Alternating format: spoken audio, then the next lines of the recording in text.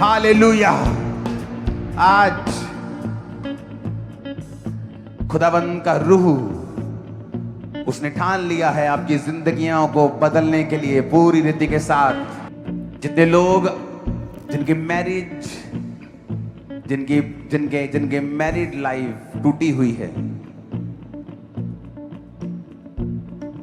छोटा मोटा झगड़ा नहीं, जो हस्बैंड होने के बावजूद अलग रहती हैं, कोई रिलेशनशिप नहीं, वाइफ होने के बावजूद आपका वाइफ के साथ कोई रिलेशन नहीं,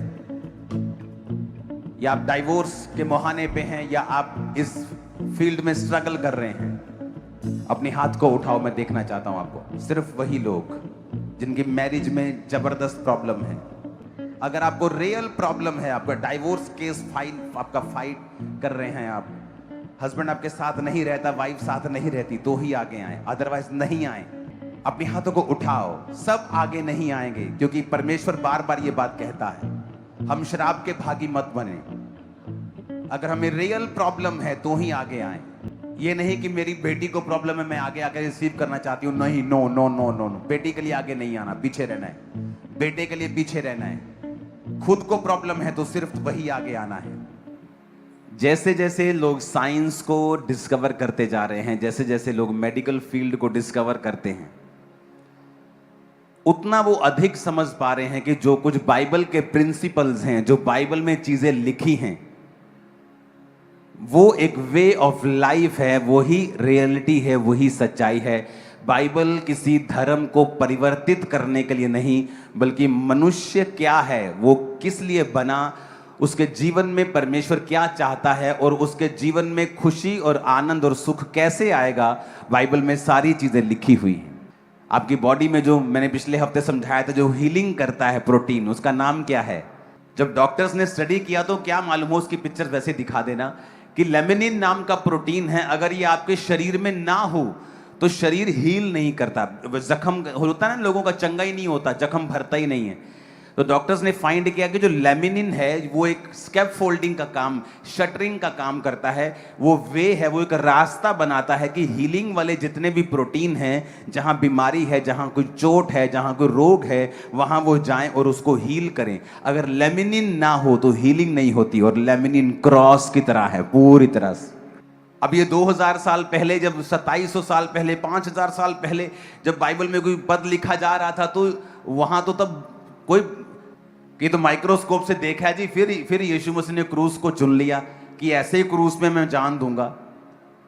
वो तो 2000 साल पहले की बात है। लेकिन आज आपके ब्लड में जो हील कर रहा है वो क्रॉस है। जैसे जैसे हम मेडिकल फील्ड में आगे जाते हैं, बढ़ते हैं, और जब हम बॉडी की थोरो स्टडी करते हैं, कंप्लीट स्टडी करते हैं, हमें मालूम होता है कि बाइबल का एक एक पद, एक एक अध्याय जो है वो इतना कंप्लीट है, वो इतना पूरा है और इतना सामर्थी है कि आपका विश्वास बढ़ जाता है परमेश्वर के ऊपर। लोगों को यह मालूम नहीं कि चर्च में आखिर क्या होता है, कि लाखों लोग चर्च चले जाते हैं जी, पंजाब में धर्म परिवर्तन हो रहा है, इंडिया में धर्म परिवर्तन हो रहा है। एक पॉलिटिशियन मुझसे मिले कि क्या होता है चर्च में। एक व्यक्ति चर्च में आया, उसका डाइवोर्स होना था, तो वो चर्च में आया कि परमेश्वर, मेरी वाइफ के साथ मेरा डाइवोर्स जल्दी हो जाए, मैं प्रार्थना करता हूं। तो किसी ने कहा तू चर्च जाता रहा, जल्दी छुटकारा हो जाएगा। उसने कहा ठीक है। वो आया चर्च, प्रेयर करने लगा, परमेश्वर मैंने छुटकारा दे, मेरी जनानी तो छुटकारा दे, प्रार्थना करने लगा और आने लगा चर्च। और जब चर्च में आया तो मैंने वचन दिया एक दिन कि परमेश्वर डाइवोर्स से नफरत करता है। जब उसे वचन मालूम हुआ कि परमेश्वर तो डाइवोर्स से नफरत करता है और मैं प्रभु से कह रहा हूं कि प्रभु मुझे डाइवोर्स जल्दी चाहिए, तो ये तो गलत प्रार्थना नहीं हो गई। इसका मतलब मुझे अलग प्रार्थना करनी चाहिए कि प्रभु तेरी मर्जी पूरी हो, तेरी मर्जी पूरी हो। वो प्रार्थना करने लगा और सारे लोग उससे नाराज रहते थे। वो प्रेयर करने लगा, परमेश्वर ने उसके रास्तों को खोला, बातें होने लगी, रास्ता बनने लगा, और उसकी वाइफ के साथ उसका पैचअप हो गया। दोबारा बेबी फिर हुआ, पहले एक था तो फिर 2 हो गए, अब पता नहीं 3 है कि 2 है कि 4 है, मेरे को पता नहीं। लेकिन वो चर्च में आता, मुझे इतना बताया, जब वर्ड ऑफ गॉड उसके अंदर गया तो परमेश्वर ने उसकी जो प्रॉब्लम थी उसे खत्म कर दिया। जब वचन अंदर गया तो मुश्किल खत्म हो गई। हाँ या ना? तो हमें ये मेक श्योर करना है कि आज जो वचन मैं सुनने जा रहा हूं, मैं इसको फॉलो करूं ताकि मेरी जिंदगी में वो सारे जितने कर्स हैं वो फिनिश हो जाएं। क्योंकि जो वचन है वही एक्चुअल में डिलीवर करता है। जब परमेश्वर के लोग दुखी थे शैतान से, और राजा फिरौन राजा उन पे अत्याचार कर रहा था, उनको एक्स्ट्रा लेबर के काम दे रहा था, उनको दुखी कर रहा था, तो वचन कहता है उन्होंने परमेश्वर की दुहाई दी। जब उन्होंने परमेश्वर को कहा प्रभु हमें छुड़ा, तो परमेश्वर ने अपने दास मूसा को भेजा, और मूसा ने परमेश्वर के वचन उन्हें सुनाए और कहा कि अगर तुम इन वचनों के ऊपर चलोगे तो परमेश्वर तुम्हें छुटकारा देगा। यानी जब भी आप प्रेयर करते हैं कि परमेश्वर मुझे छुड़ा, मेरी बात कर, मुझे आजाद कर, तो परमेश्वर हमेशा अपने दासों से बात करता है कि वो वचन आपको दें, और वो वचन अगर आपने फॉलो किया, लाइफ कभी भी सेम नहीं होगी। परमेश्वर ने हर एक सिस्टम को बनाया, उसने सूर्य को उतनी ही दूर बनाया जितना चाहिए था, नजदीक नहीं, ज्यादा दूर नहीं। चंद्रमा को बनाया, उसके अलग रीजन थे। उसने मनुष्य को बनाया, उसने समाज के लिए इंस्ट्रक्शंस दी कि समाज में कैसे रहना है। फाइनेंस के लिए इंस्ट्रक्शन दी कि फाइनेंस के साथ तुमने कैसे अपने जीवन को बिताना है, बच्चों के साथ कैसे रहना है, वाइफ के साथ कैसे रहना है, हस्बैंड के साथ कैसे रहना है, अपने भाई के साथ, माता पिता के साथ, समाज के साथ कैसे रहना है, चर्च में कैसे रहना है। हर एक चीज का जो जिक्र है वो बाइबल में ऑलरेडी दिया गया है। इस बात को समझेंगे कि आज मुझे वचन चाहिए परमेश्वर का और मुझे आजाद होना है। आज जो भी परमेश्वर का आत्मा मुझसे कहेगा मैं सुनूंगा, मैं उसे सुनने के लिए तैयार। और ये लोग आगे बैठे हैं, ये नहीं, ये तो जस्ट मैंने कुछ केस सामने बिठा लिए। मैं चाहता हूं चर्च समय से पहले फिल हो जाती है। आज मैं समय से पहले आया हूं, मेरी इच्छा है कि मैं और पहले आऊं, और पहले आऊं, 2 घंटे पहले आऊं। मैं रियल में आपको बता रहा हूं, और फ्यूचर में करेंगे इसे, आपको जल्दी आने की मैं आदत डालने वाला हूं। जब परमेश्वर ने इंसान को बनाया, उत्पत्ति 2 उसकी 24 आयत में लिखा है, जब आदम को बनाया और आदम उसके काम कर रहा था और परमेश्वर की सेवा कर रहा था और परमेश्वर के दिए गए कामों में था, और परमेश्वर ने कहा आदम का अकेला रहना ठीक नहीं है, मैं आदम के लिए एक सहायक बनाऊंगा। और सारे जीव जंतु उसके पास आकर मैच करने लगा और किसी से मैच नहीं हुआ। तो परमेश्वर ने आदम के अंदर से एक पसली को निकाला और उसकी जगह मांस भर दिया, और परमेश्वर ने औरत को बनाकर उसे आदम के पास लेके गया। और आदम ने जब औरत को देखा तो उसने एक भविष्यवाणी की कि तू नर में से निकाली गई है, इसलिए तू नारी कहलाएगी। तू मेरी हड्डी में से, तू हड्डी और मेरे मांस, तू निकाली गई है, इसलिए तू नारी कहलाएगी। और एक हेल्पर के रूप में औरत को, कि मैं इसके लिए एक हेल्पर बनाऊंगा जो इसकी डेस्टिनी को फुलफिल करने के लिए इसकी मदद और सहायता करेगी, जो इसकी जो बुलाहट है उसको पूरा करने में इसकी मदद और सहायता करेगी। अगर आप दुनिया भर में निगाह मारें, जिन हस्बैंड्स के साथ वाइव्स होती हैं उनके फेल होने के चांस कम होते हैं दूसरों से जो अकेले काम करते हैं। वॉशिंगटन यूनिवर्सिटी ने एक स्टडी की और उस स्टडी में उन्होंने 5000 जो मैरिड इंडिविजुअल्स थे उनको उन्होंने स्टडी किया। अब ध्यान से मेरी बात को सुनना, इस वचन को अब मैं वचन से मिलाकर उनसे बात करूंगा। पहला पत्रस 3 उसकी 7 आयत में लिखा है, कहता पतियों तुम भी बुद्धिमानी से पत्नियों के साथ जीवन निर्वाह करो। Likewise ye husbands dwell with them according to knowledge. ऊंची आवाज में कहो नॉलेज। Giving honour.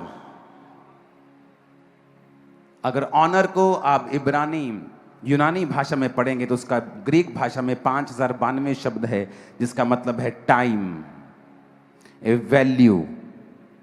कहता पतियों को कि बुद्धिमानी के साथ अपनी पत्नियों से जीवन निर्वाह करो और स्त्री को निर्बल पात्र जानकर उसका आदर करो, ये समझकर हम दोनों जीवन के वरदान के वारिस हैं जिससे तुम्हारी प्रार्थनाएं रुक ना जाएं। पौलुस ने कहा अगर तुम शादी नहीं करना चाहते हो तो ये अच्छी बात है, अगर तुम शादी के बिना रह सकते हो तो ये अच्छी बात है, लेकिन सबको ये बुलाहट नहीं है, सब लोगों की ये बुलाहट नहीं है। परमेश्वर सबके जीवन में ये नहीं चाहता है।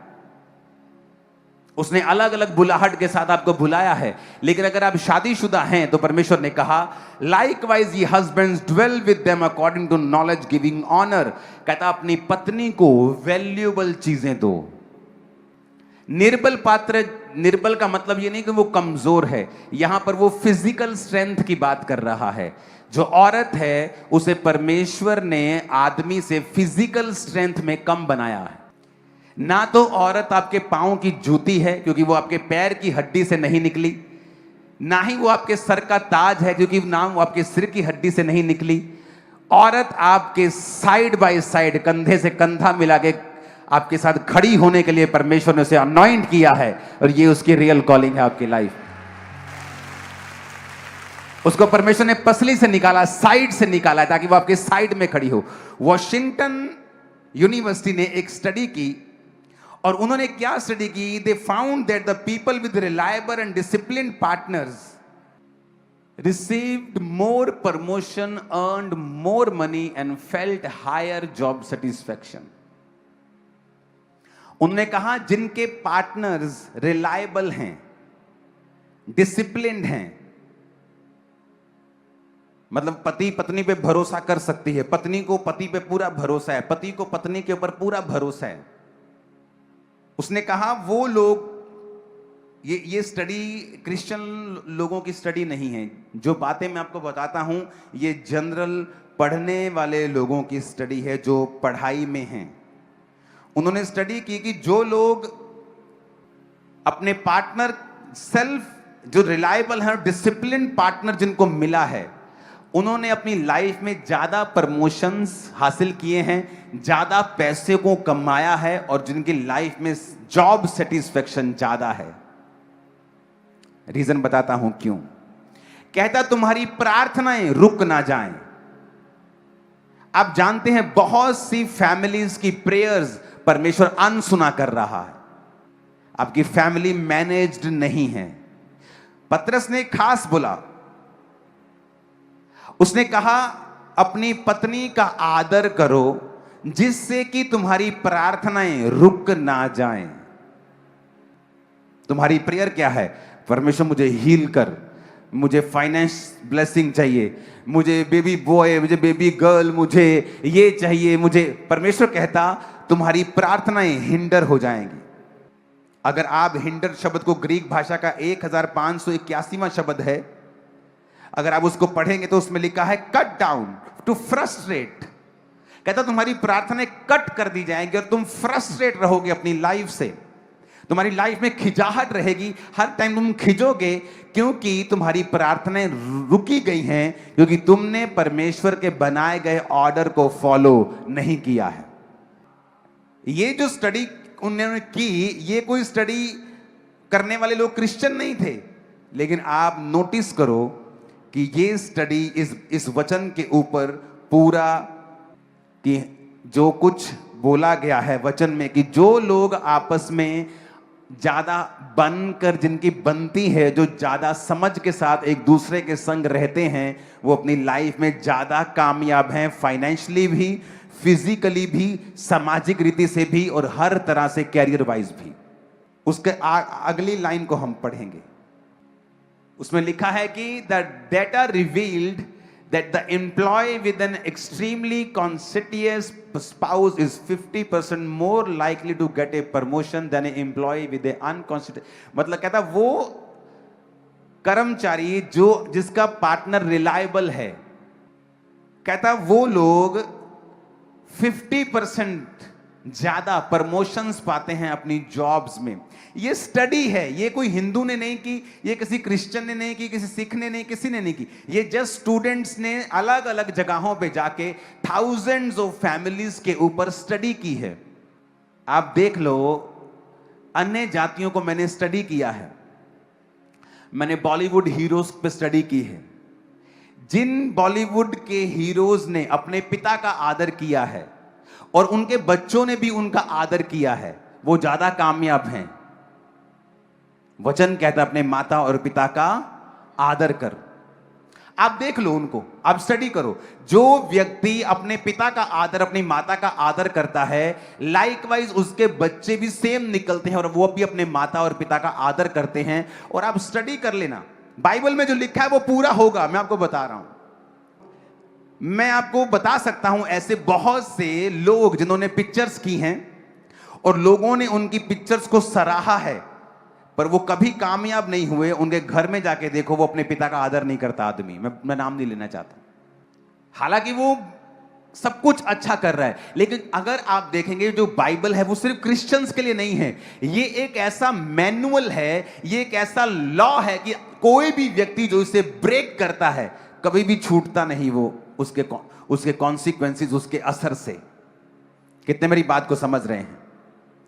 अब ये जो स्टडी की है, ये कोई वॉशिंगटन यूनिवर्सिटी ने की है, कोई बड़ी यूनिवर्सिटी ने स्टडी की है। और उन्होंने स्टडी किया है कि वो लोग जो जिनके पार्टनर्स उनके साथ ज्यादा रिलायबल हैं, डिसिप्लिन्ड हैं, जो एक दूसरे के प्रति डेडिकेटेड हैं, लाइफ में एक दूसरे से खुश हैं, वो लोग ज्यादा ब्लेस्ड हैं उन लोगों से जो इस ब्लेसिंग में नहीं है। पतरस ने कहा, तुम्हारी प्रार्थनाएं रुक ना जाएं, फ्रस्ट्रेट ना हो जाएं, कट डाउन ना हो जाएं, क्योंकि तुम दोनों जीवन के वरदान के वारिस हो। उत्पत्ति 2 उसकी 24 में लिखा, उसने कहा, इस कारण पुरुष अपने माता पिता को छोड़कर अपनी पत्नी से मिला रहेगा और वो एक तन बने रहेंगे। अपने पड़ोसी को बोलो, पुरुष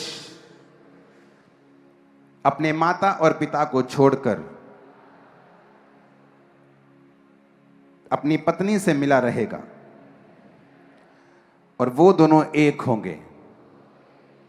अब यहां पर वो बच्चे भी हैं, वो जिनकी अभी अभी शादी हुई है, वहां वो भी हैं जिनकी शादियां हो गई हैं और वो बड़े हो गए हैं। यहां वो भी हैं जिनके बेटों की शादियां हुई हैं, यहां वो भी हैं जिनकी बेटियों की शादियां हुई हैं। अब रूल सबके लिए एक है।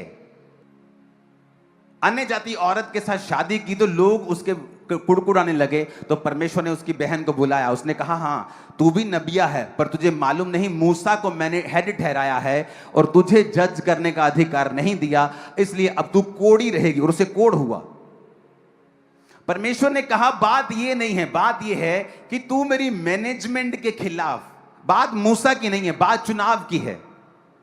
बात ये नहीं है कि परमेश्वर ने क्या किया, परमेश्वर ने क्या किया है, बात ये वो क्या चाहता है, बात ये है। बात ये नहीं है कि उसने कहा औरत आदमी के अधीन रहेगी, कि मैं क्यों अधीन रहूं, बात ये नहीं। अब वो ये भी कर सकता था कि आदमी औरत के अधीन रहेगा, ये तो उसकी बात है ना, ये तो उसने किया है ना। तो किसी ना तो किसी को एक दूसरे के अधीन रहना था, क्योंकि घर में लीडर एक ही होता है, इंजन का डब्बा एक ही होता है। कभी इंजन के 2 डब्बे देखे कभी इंजन के 2 डब्बे, कि दो इंजन के साथ चल रहा है, पीछे डब्बे चल रहे हैं, 2 इंजन चल रहे हैं, ऐसा देखा है कभी? इंजन एक ही होगा। क्लीव कहता, क्लीव को इब्रानी भाषा का 1692 शब्द है दबाक, जिसका मतलब पता क्या है? To cleanse.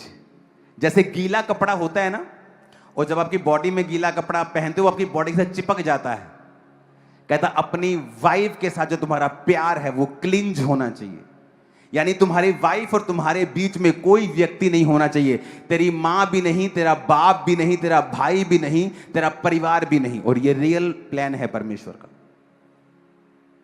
अब यहां पर क्या है? क्योंकि एक मां जिसका एक लौता बेटा है, वो अपने बेटे से प्यार करती है।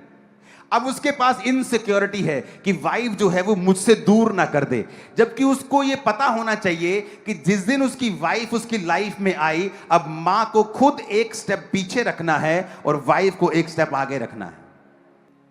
बट मां क्या समझा रही है, बाप क्या समझा रहा है, भाई क्या समझा रहा है? और जब तक आप दोनों का बॉन्ड, आप दोनों की लाइफ सबसे ज्यादा क्लोज नहीं होगी आपके माता और पिता दोनों से, तब तक आप रियल प्लान में प्रवेश नहीं करेंगे। बाइबल आपकी लाइफ में पूरी नहीं हो रही, आपकी प्रेयर्स फ्रस्ट्रेट रहेगी। होता ना, यार मैं प्रेयर कर रहा हूं, यार मैं फास्टिंग कर रहा हूं, यार मेरी लाइफ में काम क्यों नहीं हो रहा, मैं फ्रस्ट्रेट हो रहा हूं, ये मैं कर रहा हूं, मैं चाहता हूं, मैं सब कुछ सही कर रहा हूं, पर कुछ हो नहीं रहा है।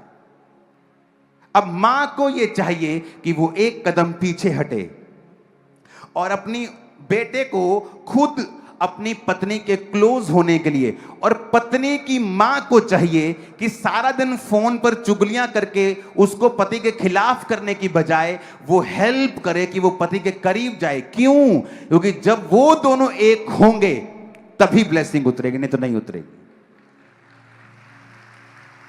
अगर आपकी सासू मां और आपकी मां ये काम नहीं कर रही हैं तो वो एक्चुअल में आपका नुकसान कर रही हैं, और जब वो आपका नुकसान कर रही हैं वो अपना नुकसान कर रही हैं, वो अपने गर्भ का नुकसान कर रही हैं, अपने घर का नुकसान कर रही हैं। ये समझ के कि वर्ड ऑफ गॉड क्या कहता है, दैट इज क्लिंज, गीले कपड़े की तरह चिपका हुआ, स्टिक टुगेदर। तुम और तुम्हारी वाइफ एक हो, कोई तुम्हें सेपरेट ना करे। बाइबल क्या कहती है? कहता परमेश्वर ने कहा, जब हम मत्ती 19 उसकी 4 से 6 आयत को पढ़ते हैं तो परमेश्वर ने कहा, उसने उत्तर दिया, क्या तुमने नहीं पढ़ा जिसने उन्हें बनाया आरंभ से नारी और नर बनाकर कहा, इस कारण मनुष्य माता पिता से अलग होकर पत्नी के साथ रहेगा, वो दोनों एक तन होंगे। अतः वो दो नहीं एक तन है, जिसे परमेश्वर ने जोड़ा है उसे मनुष्य अलग ना करे। अब हुआ क्या? बेटी ने फोन किया, वो मेरी बन नहीं रही उसके साथ। अब मां कह रही तू हो जा बखरी। अब बेटा गया मां के पास, अरे बेबी नहीं हो रहा, तू हो जा बखरा। अब उसे वचन नहीं पता। क्यों समाज में आज, क्यों फैमिलीज में इतना कयोस मचा हुआ है, इतनी खिचड़ी रायता फैला हुआ है, इतनी मुसीबतें हैं, समस्याएं हैं? क्योंकि आज ना तो वचन की समझ है, ना हम ये समझ पा रहे कि बाइबल इस विषय में क्या कहती है।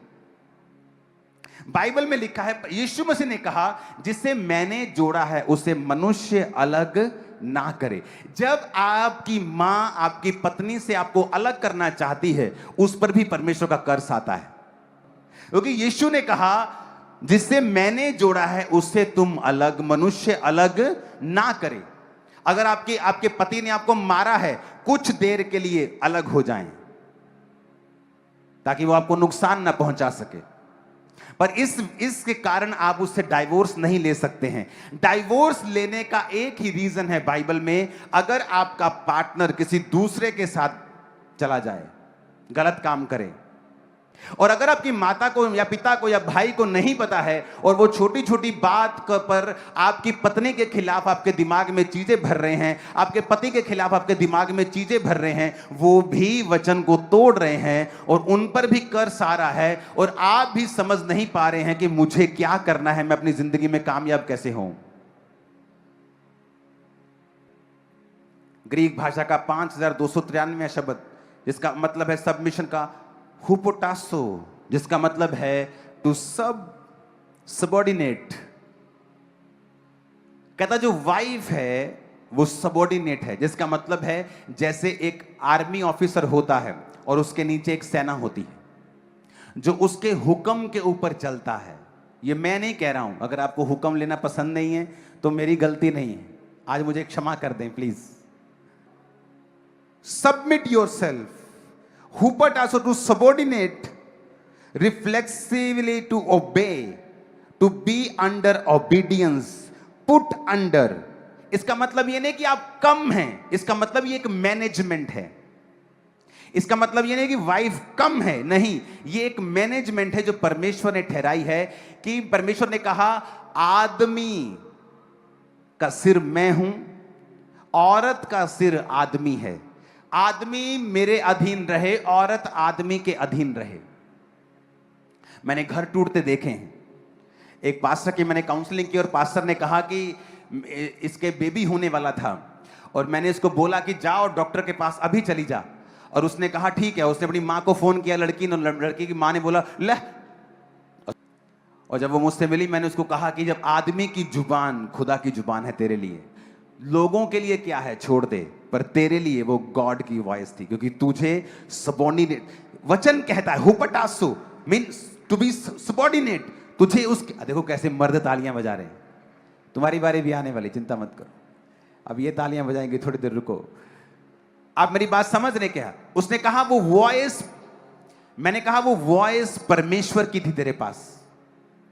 परमेश्वर ने कभी कलीसिया से बात नहीं की, उसने मूसा से बात की, मूसा ने खुद मांगा, प्रभु मैं थत्था हूं, मैं लोगों से डायरेक्ट बात नहीं करूंगा, तो मुझे कोई आदमी दे दे, मैं उससे बात करूंगा, वो आदमी आगे बात करेगा। परमेश्वर ने कहा ठीक है, नहीं तो वो डायरेक्ट चुना गया था कि मैं तुझसे करूंगा, तू लोगों से करेगा। अब परमेश्वर मूसा से बात करता था और मूसा आगे बात करता था। परमेश्वर ने कभी भी लोगों से बात नहीं की। इसका मतलब ये नहीं कि वो लोगों से प्यार नहीं करता या लोगों की कदर नहीं थी या लोगों को वो छोटा समझता था या कम समझता। कम छोटे मोटे की बात नहीं है, इट्स अ मैनेजमेंट। ये एक मैनेजमेंट है। जब मैसेज आता है सीधा टॉप से तो मैनेजर को आता है, एम्प्लॉइज को नहीं आता। आप मेरी बात समझ रहे कि नहीं? तो ये परमेश्वर की मैनेजमेंट है कि उसने किसको, मर्द को, औरत को, बच्चों को, वाइफ को, हस्बैंड को, माता पिता को, भाइयों को कहां ठहरा, ये उसकी मैनेजमेंट है। हमें ये पढ़ना और सीखना है उसकी मैनेजमेंट में मैं कहां फिट होता हूं, वही मेरी ब्लेसिंग है। अगर मैं चाहता हूं कि मैं वाइफ की जगह चले जाऊं, मेरी ब्लेसिंग वहां नहीं है। मैं माता की जगह चले जाऊं, मेरी ब्लेसिंग वहां नहीं है। मेरी ब्लेसिंग वही है जहां बाइबल ने मेरे को ठहराया है। अब यहां पर जब हम पढ़ते हैं, उसने कहा submit yourself unto your own husband as unto the Lord, कि जिस तरह प्रभु के, क्योंकि इस बात के कारण तू डाइवोर्स नहीं दे सकता। और देखो शैतान कैसे फैमिलीज को खराब करता है। पहले औरत ने बात नहीं सुनी, अपनी मां की बात सुनती रही, चाहे वो दिखने में स्पिरिचुअल लग रही थी, उसकी मां ज्यादा स्पिरिचुअल लग रही थी। कई बार जब आपका स्पिरिचुअल फादर आपसे बात करता है, आपको वो स्पिरिचुअल नहीं लगता, लेकिन दूसरा व्यक्ति आपको स्पिरिचुअल लगता है। लेकिन एक्चुअल में आप और आपके स्पिरिचुअल फादर के बीच में हमेशा जो राइट होगा वो आपका स्पिरिचुअल फादर होगा। याद रखना, मैंने नोटिस किया है और मैंने ये सीखा है हार्ड वे में, अपने स्पिरिचुअल फादर के साथ मैंने सीखा है। मैं आपको बता रहा हूं, मेरी लाइफ का एक्सपीरियंस भी है और बाइबल भी यही कहती है। अब यहां पर परमेश्वर ने क्या कहा, for the husband is the head of the wife, even Christ is the head of the church, कि जो पति है पत्नी का सिर है, जैसे मसीह कलीसिया का सिर है और स्वयं ही देह का उद्धार करता है। Therefore as the church is subject unto Christ, जिस तरह कलीसिया मसीह के अधीन है, पत्नियां भी हर बात में अपने पति के अधीन रहें। हर बात में। मेरी और मेरी पत्नी के बीच में एक भी अनसॉल्व्ड इशू नहीं है, एक भी। कपड़े पहनने से लेके, बाहर आने जाने से लेके, बच्चों से लेके, फ्यूचर से लेके, फाइनेंस से लेके, एक भी इशू नहीं है जहां हम बोले कि नहीं मैं इससे सहमत नहीं हूं। पतरस ने बड़ा अच्छा लिखा, उसने कहा तुम्हारी प्रार्थनाएं हिंडर हो जाएंगी, फ्रस्ट्रेट हो जाएंगी, कट डाउन हो जाएंगी। कि तुम प्रेयर कर रहे हो कि तुमने एक घर बनाया, किसी ने काट दिया, तुमने एक मंजिल खड़ी की, किसी ने काट दी, तुमने कुछ खड़ा किया, किसी ने काट दिया। कहते तुम्हारी प्रार्थनाएं लगातार कट डाउन होती जाएंगी, क्योंकि तुमने औरत को निर्बल पात्र समझकर उसका आदर नहीं किया। आदर का मतलब यूनानी भाषा में टाइम, वैल्यूएबल चीजें उसको देना अपनी औरत को। इस प्रकार उचित है कि पति अपनी पत्नी से अपनी देह के समान प्यार करे। जो अपनी पत्नी से प्रेम रखता है वो अपने आप से प्रेम रखता है, क्योंकि किसी ने अपने शरीर से बैर नहीं रखा वरन उसका पालन पोषण करता है, जैसा मसीह भी कलीसिया के साथ करता है। इसलिए हम उसकी देह के अंग हैं। इस कारण मनुष्य अपने माता पिता को छोड़कर अपनी पत्नी से मिला रहेगा, वो दोनों एक तन होंगे। कितनी बार देखो सेम वर्स बाइबल में आपको बार बार मिलती है। एक ही वर्स आपको बार बार मिलती है बाइबल में। क्यों परमेश्वर ने ऐसा बार बार लिखा है? एक ही चीज, किसी ने भी अपने शरीर से बैर नहीं रखा वरन उसका पालन पोषण करता है। For no man ever yet hated his own flesh but nourisheth and cherisheth. यह पति के बारे में लिखा है। कहता कोई भी अपने जो शरीर से बैर नहीं रखता बल्कि उसे नरिश करता है और चेरिश करता है। जब आप नरिश को पढ़ते हैं रियल बाइबल में, जिस भाषा में बाइबल लिखी गई थी, उसका मतलब है काई। और जब आप चेरिश को पढ़ते हैं उसका मतलब है थाल्पो। इनका मतलब है, जब आप नॉरिश को पढ़ते हैं, और नॉरिश में उसका जो शब्द है ट्रेफो से वो निकला है, जिसका मतलब मैं आपको बताता हूं। कहता इम्प्लीकेशन टू चेरिश। हस्बैंड को बोला है वाइफ को पैम्पर करने के लिए। आप हैरान हो जाएंगे, बाइबल में देखो कितनी डीप बातें लिखी हैं। चेरिश करने के लिए, और स्पेशल लिखा है ग्रीक भाषा का 5142वां शब्द क्योंकि ये जो शब्द था नॉरिशित, पालन पोषण, ये आया है एक्ट्रेफो से, और एक्ट्रेफो शब्द लिया गया है ट्रेफो से, जो 5142वां शब्द है, जिसका मतलब है implication to cherish with food, pamper, bring up, feed, nourish. कभी अपनी पत्नी को कभी उसकी फेवरेट डिश बनाकर खिलाई है आप लोगों ने? उसे लगता है औरत दिन रात बस गधों की तरह खाना बना के मुझे खिलाई जाए, खिलाई जाए, खिलाई जाए, बस मैं खाता जाऊं, जानवरों की तरह खाता जाऊं, खाता जाऊं, खाता जाऊं, खाता। और वचन क्या कहता है? कहता जिस तरह मसीह ने तुम्हारा पालन पोषण किया है, तुम भी, कहता उसका क्या करो? But nourish it and cherish it. आपने कभी अपनी पत्नी से लव नहीं किया, फाइट की है। मेरी वाइफ को बेस्ट चाय मेरे हाथ की पसंद है, मैं कभी कभी उसको बना के देता हूं। उसको जब फिर फेडअप हो जाती है वो स्टाफ की चाय से, मुझे बोलती है आप चाय बना के लेके आओ। फिर मैं जाता हूं, चाय बनाता हूं तसल्ली के साथ, अच्छे से बनाता हूं फिर मैं। हालेलुया। और उसको मालूम है मुझे किन बातों से नफरत है, किन बातों से मुझे ये चीज नहीं चाहिए, घर में ऐसा नहीं होना चाहिए, वो उन चीजों का ध्यान रखती है। एक मूर्ख औरत हमेशा अपने हस्बैंड को खिजाने वाले काम करेगी। उसने, बाइबल कहती है, कहता टू पेम्पर योर वाइफ। जिस तरह बच्चों को पेम्पर नहीं करते हम, उस तरह से लिखा। देखो वचन में लिखा हुआ है, through the idea that is fatten implication to cherish with food etcetera. मतलब जो भी तुम्हारी वाइफ को पसंद है, उसे घूमना पसंद है, आप शाम को जाओ, अगर बाइक नहीं है, साइकिल है, साइकिल नहीं तो पैदल है, जाओ और 10 रुपए की कुल्फी खा के आओ। पैसा नहीं है तो जाओ, अपनी वाइफ को डिनर पे लेके जाओ, उसे खुद खाना, उसको बोलो आज तू नहीं बनाएगी, आज मैं बनाऊंगा, बच्चे बनाएंगे, आज तू बैठ, तेरे को खिलाते हैं मस्ती से। लेकिन कभी नहीं, क्योंकि वो ईगो है, मैन ईगो, आदमी का घमंड। और नुकसान किसका हो रहा है? उसी आदमी का जो घमंड करके बैठा है, उसी का नुकसान हो रहा है। इसलिए वो आदमी फ्रस्ट्रेट है। आज वो फ्रस्ट्रेशन में दारू पी रहा है, बाहर जा रहा है, दोस्तों के साथ मिल रहा है, उसे लगता है कि ये फ्रस्ट्रेशन निकालने का तरीका है, और एक आधा घंटा से दारू पी के अच्छा लगता है, लेकिन सुबह वही फ्रस्ट्रेशन, फिर से वही फाइनेंस में फ्रस्ट्रेशन है, लाइफ में फिर वही फ्रस्ट्रेशन है। ऐसे जरा प्रेयर कर रहा हूं लेकिन जवाब नहीं आ रहा, क्योंकि तुम्हारी प्रार्थनाएं काटी जा रही हैं कॉन्टिन्यू डेवल के द्वारा, क्योंकि वो वचन की गहराई को जानता है।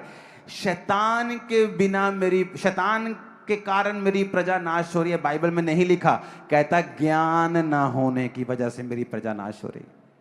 आप देखो शैतान कैसे काम करता है। और अगर वो हस्बैंड को ये मालूम नहीं है कि मुझे ये करना है और ये नहीं करना है, वाइफ को पता नहीं है कि मुझे ये करना है या नहीं, कोई मुझे क्या कहे मुझे कोई मतलब नहीं पड़ता, मुझे ये मालूम होना चाहिए कि परमेश्वर क्या कहता है। अगर उसका वर्ड ये कहता है कि मुझे करना है तो मुझे करना है, मेरा रिश्तेदार क्या कहता है मुझे कोई मतलब नहीं है। कोशिश करो आपकी और आपकी वाइफ के जो अनसुलझे इश्यूज हैं वो आप आपस में सॉर्ट आउट कर लो, क्योंकि जब वो इज्जत बाहर जाती है, चाहे वो आपके क्लोज फैमिली मेंबर्स क्यों नहीं हो, वो इसका फायदा उठाते हैं और शैतान इसका फायदा उठाता है। और अगर एक औरत मर्द की तरह बिहेव करेगी, वो लीड करने की कोशिश करेगी, हस्बैंड को चुप कराने की कोशिश करेगी, वो हस्बैंड को चुप नहीं करा रही, वो गॉड को चुप करा रही है, क्योंकि वो उसके मुंह से बोलता है और उसने उसको फिर उसका ठहराया है। तो अगर हम अपनी अपनी जगह नहीं समझेंगे कि मेरी जगह कहां है, तो हम अपनी जिंदगी में कभी भी कामयाब नहीं हो पाएंगे। उसने कहा pamper your wife, give time, give valuable things to her. उसके लिए समय को निकालना है, उसकी फेवरेट चीजों को करना है। कभी कभी क्या, रोज भी कर सकते हो। मैं आपको लिख के देता हूं, कर्जा फिनिश होगा, आपको बता रहा हूं। फाइनेंस सेम नहीं होगा, सेहत सेम नहीं होगी, आपके बच्चे देखना कैसे बढ़ेंगे, वो उनको राइट एटमॉस्फेयर मिलेगा जहां वो बढ़ सके और परमेश्वर के कार्य कर सके। वो आमीन ऊंचे वाला चाहिए। चर्च गलतियों 3 उसकी 18 से 20 आयत को हम पढ़ेंगे। लिखा है, पत्नियों प्रभु में जैसे उचित है वैसे अपने पति के अधीन रहो। सेम बात देखो, फिर से उसने बोली, हे पत्नियों, जैसे प्रभु में उचित है अपने पति के अधीन रहो। हे पतियों, अपनी पत्नी से प्रेम करो और उससे कठोरता ना करो। वचन हमें बार बार ये बातें सिखाता है। और अगर हम फिर भी इसे नहीं समझेंगे तो फिर हमारी प्रार्थनाएं हिंडर होंगी। हमें समझ नहीं आएगा कि हमने क्या करना है, कैसे करना है, हमारी जिंदगी में ये प्रॉब्लम क्यों है, मेरी लाइफ में ये प्रॉब्लम क्यों है, मेरी जिंदगी में ये क्यों नहीं हो रहा है। ये होगा क्योंकि आप बाइबल के जो नियम हैं उन वचनों को आप ब्रेक कर रहे हो।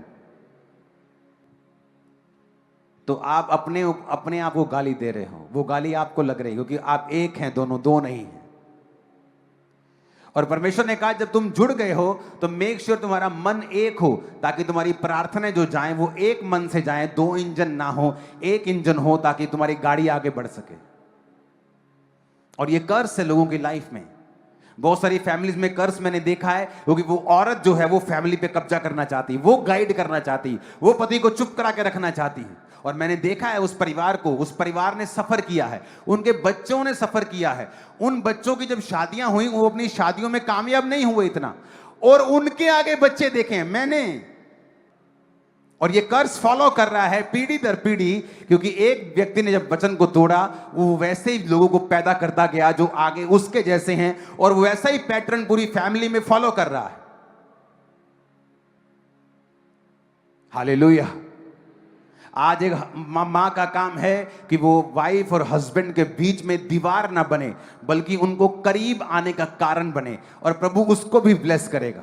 सास का काम है कि वो करीब आने का काम करे, उनके करीब उनको जाने दे, उसको छोड़ दे। वाइफ उसकी पत्नी को तंग ना करे, उसके घर को ब्रेक ना करे, वो हेल्प करे। क्योंकि जब आप हेल्प करेंगे, जो गॉड ने कहा है कि उनको अलग ना कर बल्कि उनको एक कर, तो गॉड की जो कृपा है वो तुम पे भी आएगी, क्योंकि वो देखेगा कि तुम भी उसके वचन को पूरा करने में उसकी हेल्प कर रहे हो, तुम भी उस वचन पे बिलीव करते हो जो बाइबल में लिखा हुआ है। अब यहां का हिसाब है, अगर पत्नी के घर में कोई प्रॉब्लम है, उसके पिता को कोई प्रॉब्लम है, या उसकी मां को कोई प्रॉब्लम है, पत्नी की मां को, तो हस्बैंड और उसकी फैमिली का पूरा जोर होता है कि हमारे घर से 1 रुपया भी वहां नहीं जाएगा। क्यों? क्योंकि ये रीत है। किसने बनाई ये रीत? कभी सोचा है? किसने कहा आदमी संघर्ष के लिए पैदा हुआ? कभी सोचा है? हो सकता है जो तुम फॉलो कर रहे हो वो इस सदी का सबसे बड़ा झूठ और सदी की सबसे निकम्मी बात हो जो तुम फॉलो कर रहे हो, जब तक तुम्हें यह नहीं पता बाइबल क्या कहती है। वो पत्नी जो तुम्हारे लिए बच्चे पैदा कर रही है, तुम्हें खिला रही है, पिला रही है, तुम्हें बना रही है, सारा अपना घर छोड़कर तुम्हारे साथ है, तुम उसकी फैमिली की हेल्प नहीं कर पा रहे हो। तुम्हारे जैसा कंजूस और निकम्मा आदमी और कोई नहीं। आप एक जन को, एक पूरे ह्यूमन को जो आपके गर्भ से निकला है, आप किसी दूसरे घर में दे रहे हो। यही बहुत बड़ी बात है उस घर के लिए, कि वो आपकी जनरेशन को आगे लेके जा रही है। और औरत को भी, आदमी को ऐसा सोचना चाहिए और औरत को सोचना चाहिए कि उसका पैसा वेस्ट ना हो। क्योंकि कई घरों में मैंने यह भी देखा है कि मां को जरूरत नहीं है, फिर भी वो अपनी बेटी को बार बार बोलती मुझे ये चाहिए, मुझे ये चाहिए, और प्रेशर रखती है अपने बेटी के ऊपर और वो अपने हस्बैंड के ऊपर, जबकि उसकी मां को ऐसी कोई जरूरत नहीं। तो बैलेंस होना चाहिए हमारी लाइफ। जिससे आप प्यार करते हो, जिस औरत से आप प्यार करते हो, जो आपके वंश को पाल रही है, जो आपके संग है, क्या आप में इतनी भी ह्यूमैनिटी नहीं है और इतना प्रेम नहीं है कि आपकी औरत रो रही है क्योंकि उसकी मां बीमार है और आपको कोई फर्क नहीं पड़ रहा, आप उससे प्यार नहीं करते हैं? मैं आपको दावा कर सकता हूं। ऐसा कैसे हो सकता है कि एक व्यक्ति जिससे आप प्यार कर रहे हो और उसकी मां बीमार हो, या उसका बाप बीमार हो, या उसका भाई बीमार हो, और आपके पास एक्स्ट्रा पड़ा है और उनके पास कुछ नहीं है, और आप फिर भी देने के लिए तैयार नहीं? अगर आपके पास पैसा नहीं भी है, आप अपने कंपैशन को दिखा सकते हैं, अपने प्रेम को दिखा सकते हैं, विजिट कर सकते हैं, प्यार कर सकते हैं, हग कर सकते हैं, 4 बातें बोल सकते हैं। अरे कुछ तो करो, क्योंकि तुम अपनी पत्नी से अगर प्रेम करोगे, तुम्हारी पत्नी का जो है तुम उससे भी प्यार करोगे। लेकिन आप हमारे परिवारों में क्या है, नहीं, वहां कुछ नहीं जाना चाहिए। क्यों? किसने कहा? किसने कहा? ये किसने बनाया? ये लॉ, ये जो मुजस्समा, ये चमत्कार किसने बनाया है? पता ही नहीं किसने बनाया। हमारी समाज की रीत है। कई बार सबसे निकम्मी रीतियां हैं जो हम स्वीकार कर लेते हैं और डेविलिश हैं, डेविल्स इंस्पायर्ड हैं, शैतान के द्वारा प्रेरित हैं कई चीजें। मैंने अपनी पत्नी से दहेज नहीं लिया, खुद खर्चा किया शादी पे। मैं जानता कि मैं कर सकता हूं, मैं करूंगा, दैट्स इट। हमें आज जब शादी करते हैं, ओह पास्टर जी साडी जात वाली लभी हो, तुम्हें ये चाहिए कि तुम्हें ये चाहिए कि वो खुदा की ओर से हो। और एंगेजमेंट करने के बाद उसने मुझे बताया कि वो किस कास्ट से है। मैंने बताया, मैं उसको, चलो मेरा तो पता ही था कि मैं किसका। आप मेरी बात समझ रहे कि नहीं? उसने मुझे बताया एंगेजमेंट के बाद। मैंने घर नहीं देखा इसका, फाइनेंस क्या है, ये क्या है, वो कुछ नहीं देखा। वो देखा कि ये परमेश्वर की ओर से है। और एंगेजमेंट के बाद मालूम हुआ कि हम रविदास बिरादरी से हैं। अच्छा, हम खत्री बिरादरी से हैं। अच्छा ठीक है। इसने कहा मैं रविदास बिरादरी से। मैंने कहा अच्छा, हम खत्रियों में से, हिंदुओं में से हैं। अच्छा ठीक है। अच्छा, मेरा घर वहां है, हम ऐसे हैं, सब बाद में हम बात कर रहे हैं। अच्छा, नाल पकौड़े खा रहे हैं। मैं क्रिश्चियन हूं, मैं ये हूं, मैं वो हूं। परमेश्वर ने कोई धर्म नहीं बनाया, उसने आदमी बनाया। आदमी के लिए बाइबल रखी कि ये तुम्हारे मैनुअल बुक है, ये रूल है, रेगुलेशंस हैं, इन्हें फॉलो करना, तुम्हारी जिंदगी सही रहेगी। लेकिन आज देखो, जहां जहां वचन टूट रहा है उन्हीं घरों में प्रॉब्लम्स है।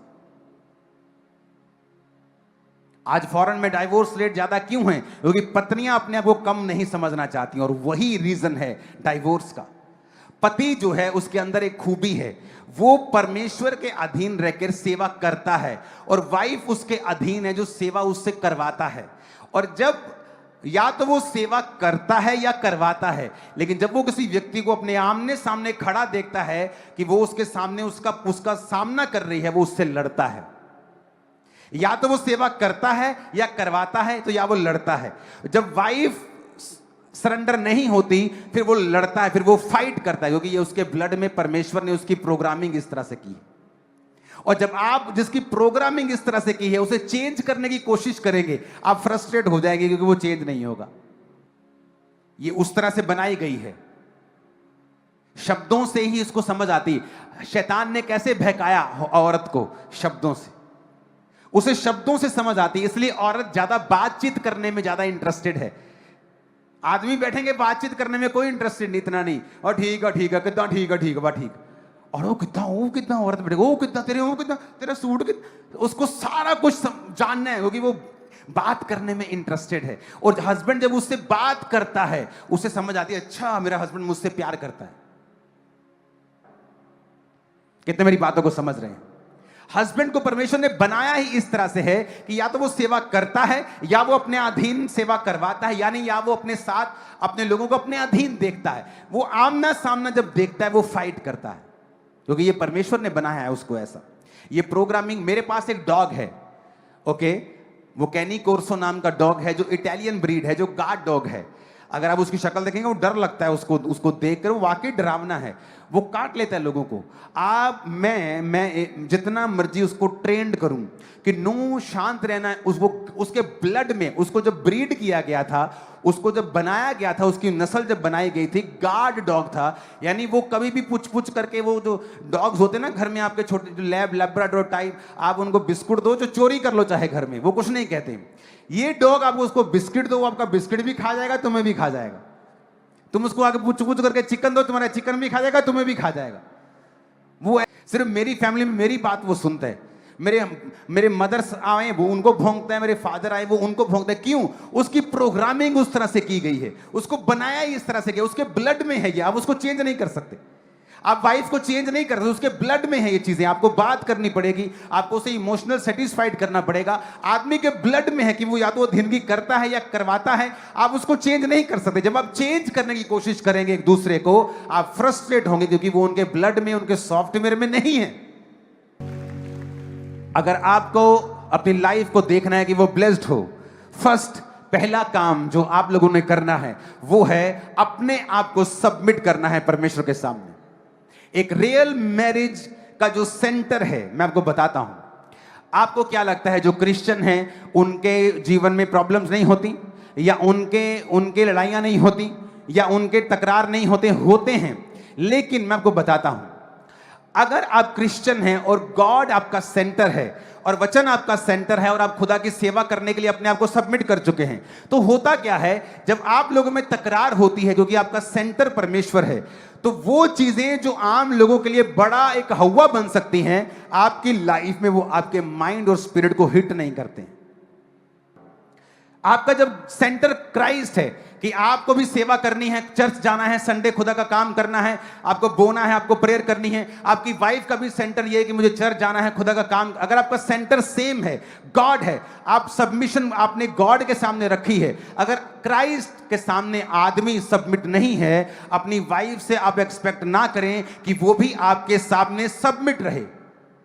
अगर आप खुदा के सामने अधीन नहीं हैं, आपकी वाइफ आपके सामने अधीन नहीं होगी, क्योंकि परमेश्वर आपको वही देगा जो आपने उसकी लाइफ में बोया है। एक पास्टर कंजूस लोगों को आकर्षित करता है अगर वो खुद कंजूस है।